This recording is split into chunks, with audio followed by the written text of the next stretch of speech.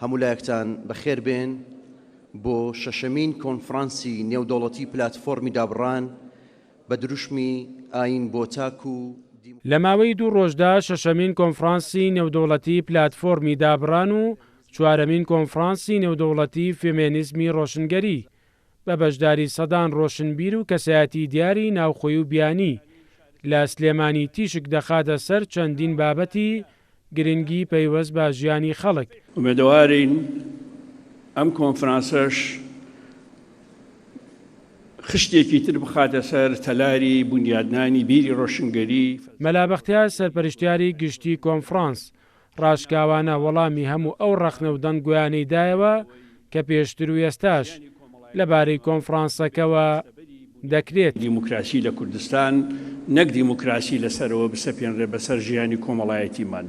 لە یەکەمین کۆنفرانسەوە تا ئێستا و دروشمەکەشمان ئاین بۆ تاک و دیموکراسی بۆ هەمووانە ئەمە لە سەرەتاوە زۆر لەسەر ئەمە وەستاین ئەمانزانی کاردانەوەکان چۆنە، ئەمانزانی ئەمە ئاسان نییە قوت بدرێ، ئەمانزانی ئاسان نییە بسەلمێندرێ، بەڵام ئەرکە مێژوویەکان لە ئەوڵەوە وایە سەختن، ئاڵۆزن، بربەرەکانی تایە، ململانی تایە، پروپاگانتەی تایە، جاری وایە درۆ دەڵەسەیشی تایە، بەڵام هەر دەبێ دەستەیەک لە دەستەکانی کۆمەڵ لە ڕۆشنفکران، لە نووسەران، لە ڕەخنەگران ئەم ئەرکە بگرنە ئەستۆ دروشمەکەیشی نەگۆڕی لە ژێر فشار، بەڵکو ڕوونی کردەوە کە ئەم دروشمە پێچەوانەی ویست و ئیرادە و ئیمان و ئیماندارانیش نییە، بەڵکو بە پێچەوانەوە ئێمە وتمان و ئەیڵێین خوا قورئان پێغەمبەر خەتی سوورە و مقدساتی خەڵک لای ئێمە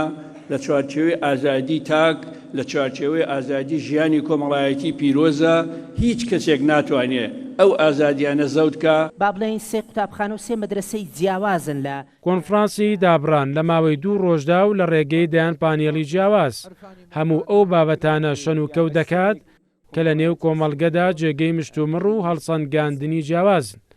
لە یەکێک لە سەرپەرشتیارانی کۆنفرانسەکەم پرسی دابڕان لە چی؟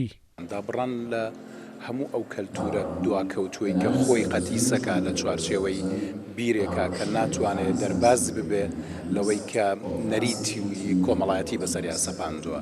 دابڕان لە پێناو ئەوەی کە بتوانین کایەکی تایبەت بدۆزینەوە بۆی کە تاچی ئێمە بە ئازادی بیر لە ئاین بکاتەوە، پێشگەلەوەش هەموو ئاین و ئاینزایەک هەموو جۆرە بیرکردنەوەیکی مەزهبیش ئازادی خۆی هەبێ بتوانێت کاری خۆی بکات.